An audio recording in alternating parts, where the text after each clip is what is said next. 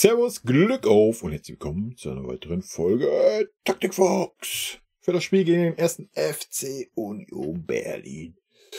Eisern Union ist unser Gegner. Ja, vieles stellt sich ja mal wieder von selber auf. Also, ich denke, Neuer und Harry ist schon mal safe. Leider haben wir bei der Abwehrkette nicht viel Optionen. Von daher, Mazraoui ist wieder am Stissel.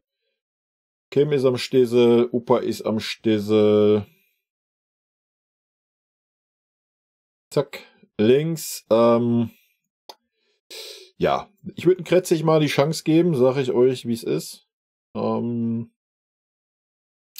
Fonsi hat im Moment einfach eine wilde Form. Ja klar, Kretzig hat jetzt nicht die Schnelligkeit und so weiter. Ansonsten können wir auch über Guerrero reden. Als Linksverteidiger könnte ich mir auch vorstellen. Ja. Aber ich würde dem Fonsi einfach mal eine Pause gönnen. Ne? Vielleicht für den Kopf, vielleicht spielerisch. Ich denke, es ist auf jeden Fall an der Zeit, ihm da mal eine Pause zu gönnen. Guerrero muss man halt gucken, muss man ja ein bisschen langsam ranführen an die Mannschaft. Vielleicht eine Halbzeit, 60 Minuten und dann Kretzig oder umgekehrt. Warum nicht? Aber ich denke, Guerrero wäre auch besser, wenn man sich die Option für einen Wechsel aufhält. So fängt sie halt mit Kretzig an. Ja, und hast halt den Guerrero in der Hinterhand, um ihn vielleicht im Mittelfeld zu bringen, wenn es da stocken sollte, oder als linker Verteidiger. Ich gehe jetzt nicht davon aus, dass Union versucht, uns an die Wand zu spielen. Ja, von daher denke ich, kann man das mit dem Kretzig durchaus machen. Andere Sache, was natürlich auch passieren könnte, wäre, dass Mazraoui wieder auf links geht und ein Leimer auf rechts. Aber ja.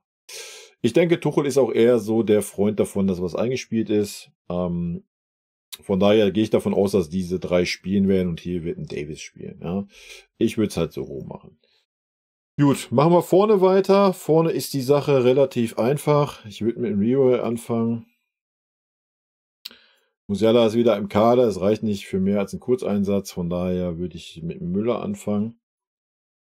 Alternativ zu Müller, je nachdem, wie so die Trainingsperformance ist, würde ich Mathys Tel bringen. Ja, ich weiß, ich würde das dann ein bisschen tauschen, dass Heavy der Stürmer ist, der sich ein bisschen fallen lässt und Tel auf der klaren 9 spielt.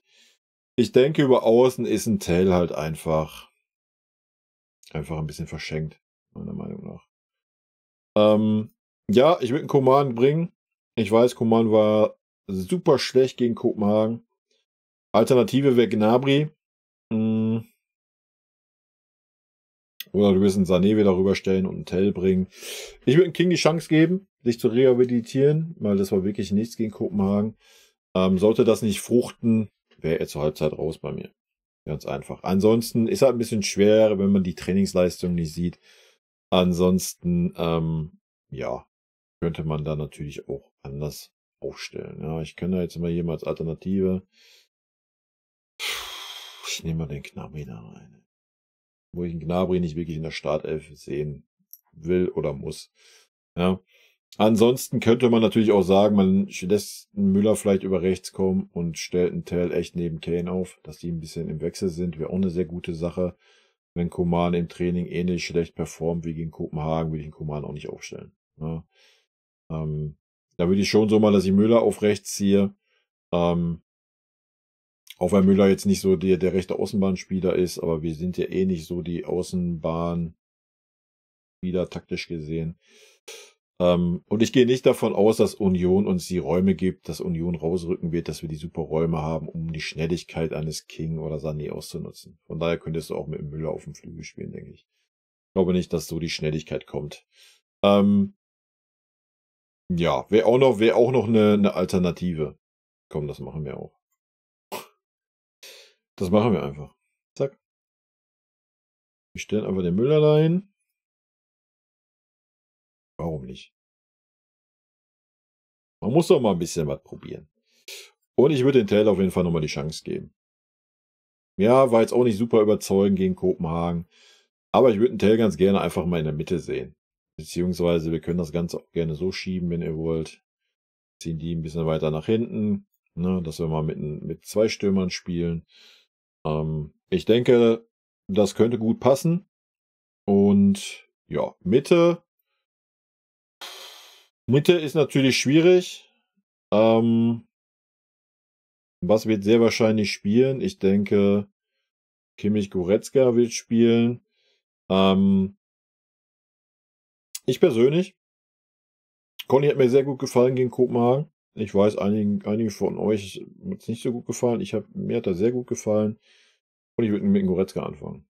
Leon hat mir auch sehr gut gefallen, ja. Können wir auch beide nebeneinander machen, da muss keiner die klare 6 bringen. Ja, wäre mal ein bisschen was anderes, aber ich denke, wir können erwarten, dass Union auch sehr tief stehen wird und natürlich komplett auf Konter aus ist. Ja, das wäre meine Geschichte. Ja. Die Aufstellung werden wir nicht sehen. Welche Aufstellung werden wir sehen? Ich denke, wir werden sehen Mazraoui, Upa, Kim, Davis oder Guerrero. Mittelfeld werden wir Kimmich, Goretzka sehen, gehe ich von aus. Denke, Leimer wird erstmal draußen sein. Und vorne werden wir sehen Sané, Koman, Müller, Kane, denke ich. Vielleicht fängt Musiala an und wird dann aber, Tuchel hat es in der PK gesagt, es reicht maximal für einen Kurzeinsatz. Von daher gehe ich da jetzt nicht von aus. Ja, das wäre auf jeden Fall meine Aufstellung. Ja, wir werden uns schwer tun in dem Spiel. Das wird kein schönes Spiel werden, sehr wahrscheinlich. Zumindest wenn Union so spielt, wie ich es einschätze. Ja, aber ich denke, mit den Leuten wäre einfach mal ein bisschen Zug drinne. Ja, keiner, der das Spiel großartig verlangsamt. Es wäre spannend zu sehen, wenn es so eine Aufstellung geben würde. Wird es leider nicht geben, deswegen, aber ist ja Wurst. So würde ich aufstellen, darum geht es hier im Taktikfuchs. Wir können natürlich sonst den Taktikfuchs auch gerne mal abändern, indem wir das machen, dass wir sagen, wir gucken, wie Tuchel aufstellt, aber das ist relativ einfach. Er überrascht uns relativ selten und hat es jetzt auch geäußert, die nächsten Spiele. Wir haben jetzt auf einmal auf jeden Fall keine Belastung mehr. Ja, müsst ihr euch keine Sorgen machen. Wir müssen nicht rotieren. Die Belastungssteuerung ist völlig okay für die letzten Spiele. Wir können da immer die gleiche 11 spielen lassen. Und ich gehe auch davon aus. Ja, weil das hat ja auch die letzten Spiele gepasst. Vielleicht wird ein Leimer auch als Rechtsverteidiger kommen und Mazraoui erstmal draußen sitzen. Das könnte ich mir vielleicht noch vorstellen unterm Tuchel. Aber ansonsten glaube ich, werden wir keine großen Überraschungen sehen. Aber wer weiß, vielleicht überrascht uns ein Tuchel ja auch mal. Ja. Ansonsten hätten wir natürlich auch noch eine Alternative mit dem Pavlovic hier. Der hätte es mit Sicherheit auch verdient, der Junge. Ja, aber dafür spielt er einfach auch viel zu wenig. Ne? Ähnlich wie Kretzig. Du musst die Jungs einfach mal ein bisschen heranführen. Also würde ich sagen, würden wir das hier einfach auch, gehen wir mal auf Nummer sicher. Wenn wir das Argument beim Pavlovic bringen, bringen wir das Argument auch beim Kretzig. Machen wir die ganze Show halt andersrum. Würde ich mit dem Guerrero anfangen.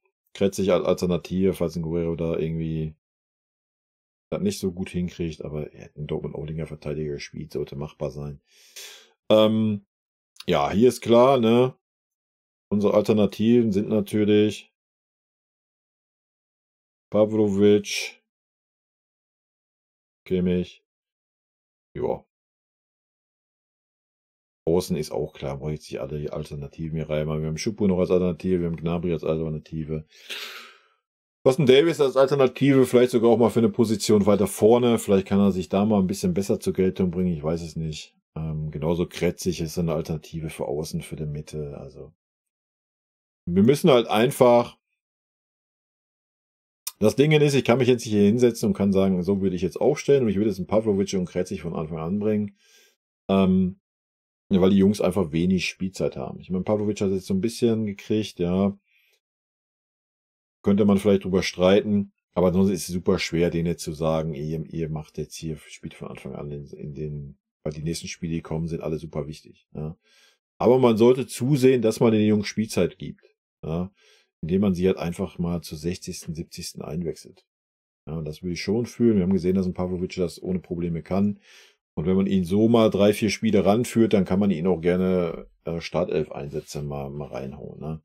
Aber nochmal, diesen Zug haben wir leider verpasst in der Vorbereitung zur Saison, ihm da die Chancen einzuräumen. Von daher ist ja leider aktuell nicht mehr wie eine Alternative, wenn mal jemand gebraucht wird, ähnlich wie es ein Kretzig ist. Ja, leider Gottes ist es so. Aber gut, darum soll es jetzt nicht gehen. Das wäre meine Aufstellung.